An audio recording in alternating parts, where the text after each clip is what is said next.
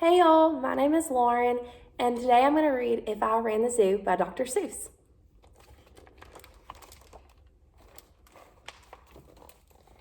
It's a pretty good zoo, said young Gerald McGrew, and the fellow who runs it seems proud of it too. But if I ran the zoo, said young Gerald McGrew, I'd make a few changes. That's just what I'd do.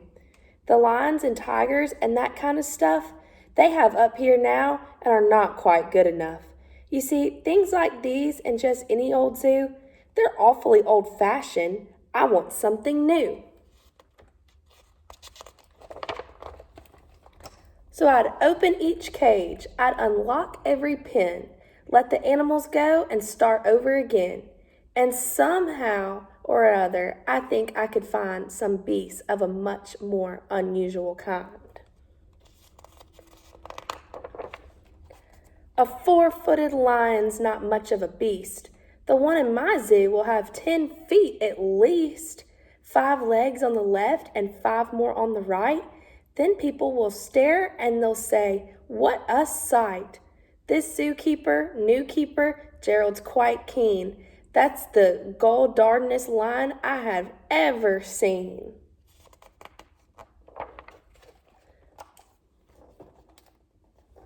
My new zoo, McGrew Zoo, will make people talk. My new zoo, McGrew Zoo, will make people gawk at the strangest odd creatures that ever did walk. I'll get from my zoo a new sort of a hen, whose roosts in another hen's top knot, and then another one roosts in the top knot of his, and another in his, and another in his, and so forth and upward and onward. Gee whiz.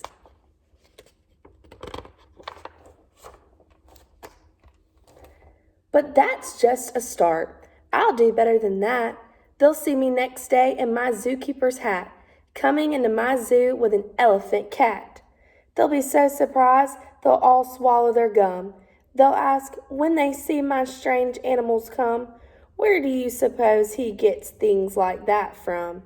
His animals all have such very odd faces. I'll bet he must hunt them in rather odd places.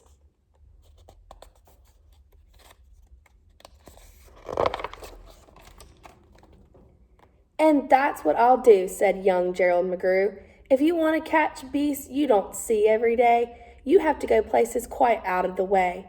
You have to go places no others can get to. You have to get cold and you have to get wet too. Up past the North Pole where the frozen winds squeal, I'll go and I'll hunt in my Skiggle-mobile and bring back a family of what do you know? And that's how my new zoo, McGrew Zoo, will grow. I'll hunt in the mountains of Zomba-Matant with helpers who all wear their eyes at a slant and capture a fine fluffy bird called the bustard who only eats a custard with sauce made of mustard, and also a very fine beast called the flustered who only eats mustard with sauce made of custard. I'll catch 'em in caves and I'll catch 'em in brooks.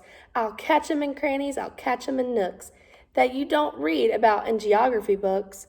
I'll catch 'em in countries that no one can spell, like the country of Morta for Porta for Pell. In a country like that, if a hunter is clever, he'll hunt up some beasts that you never saw ever. I'll load up 5 boats with a family of jotes, whose feet are like cows but wear squirrel skin coats, and sit down like dogs but have voices like goats, expecting they can't sing the very high notes. And then I'll go down to the wilds of Nantucket and capture a family of lunks in a bucket. Then people will say, "Now I like that boy heaps. His new zoo, McGrew Zoo, is growing by leaps. He captures them wild and captures them meek. He captures them slim and he captures them sleek.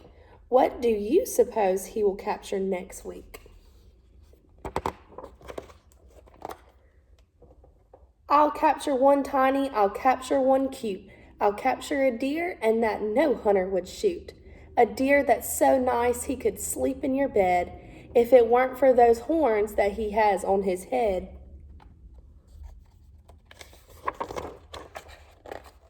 And speaking of horns that are just a bit queer, I'll bring back a very odd family of deer. A father, a mother, two sisters, a brother, whose horns are connected from one to the other, whose horns are so mixed they can't tell them apart, can't tell where they end and can't tell where they start. Each deer's mighty puzzled, he's never yet found if his horns are hers or the other way around.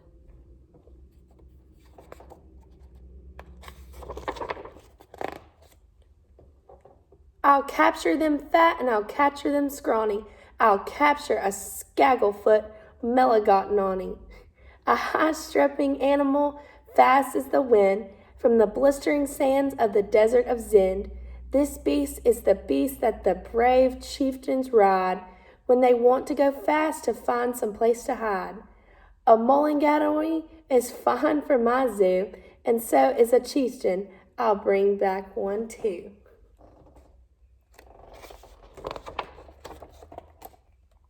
In the far western part of southeast North Dakota lives a very fine animal called the iota, but I'll capture one who is even much finer in the northeastern west part of South Carolina. When people see him, they will say, "Now, by thunder, this new zoo, McGrew Zoo, is really a wonder." Most beasts are quite friendly, but still in some lands, some beasts are too dangerous to catch with bare hands. For those that are ugly and vicious and mean, I'll build a bad animal catching machine. It's rather expensive to build such a kit, but with it a hunter can never get bit. A zoo should have bugs, so I'll capture a thurl whose legs are snarled up in a terrible snarl. And then I'll go out and I'll capture some chugs, some keen shooting, mean shooter, bean shooter bugs.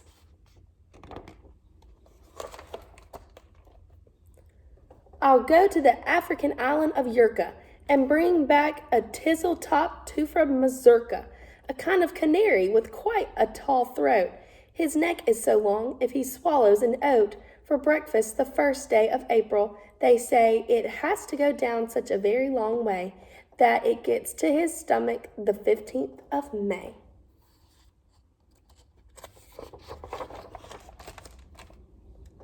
I'll bag a big bug who's very surprising, a feller who has a propeller for rising and zooming around, making cross-country hops from Texas to Boston with only 2 stops.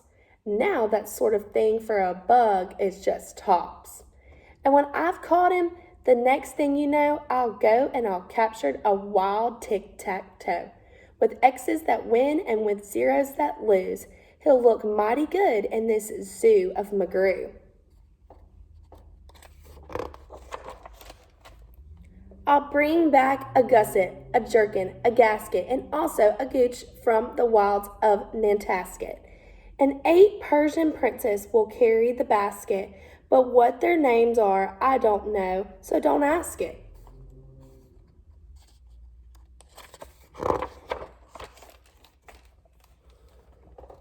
In a cave in cartoon lines, a beast called the Natch that no other hunter's been able to catch. He's hidden for years in his cave with a pout, and no one's been able to make him come out. But I'll coax him out with a wonderful meal that's cooked by my cooks in my cookermobile. They'll fix up a dish that is just to his taste, 3 chicken croquettes made of library paste, then sprinkled with peanut shucks pickled and spiced, then baked at 600 degrees and then iced. It's mighty hard cooking to cook up some feast, but that's how the new zoo, McGrew Zoo, gets beasts.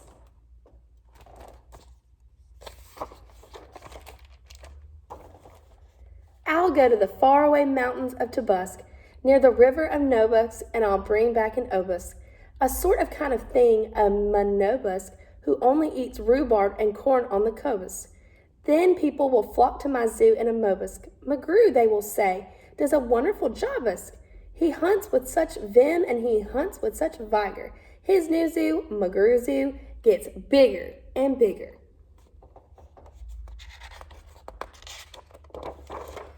And speaking of birds, there's the Russian Paluski, whose headski is redski and belly is blueski. I'll get one of them for my Zooski Magrewski.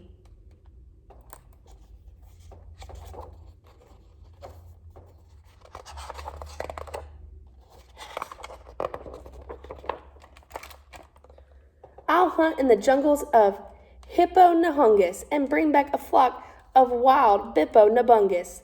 The Bippo-Nabungus from Hippo-Nahungus are better than those down in Dippo-Nodungus and smarter than those in our Nippo-Nonungus, and that's why I'll catch 'em up in Hippo-Nahungus instead of those others in Nungus and Dungus, and people will say when they see these bips bounding, "This zookeeper, new keeper, simply astounding. He travels so far that you'd think he would drop.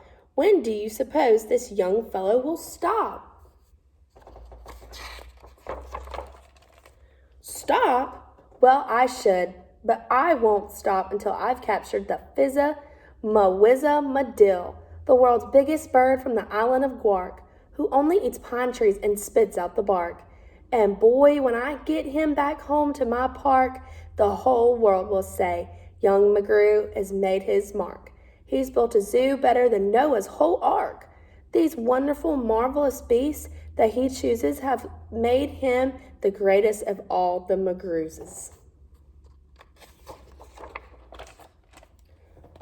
Wow, they'll all cheer. What this zoo must be worth. It's the gold darnest zoo on the face of the earth. Yes, that's what I'd do, said young Gerald McGrew. I'd make a few changes if I ran the zoo.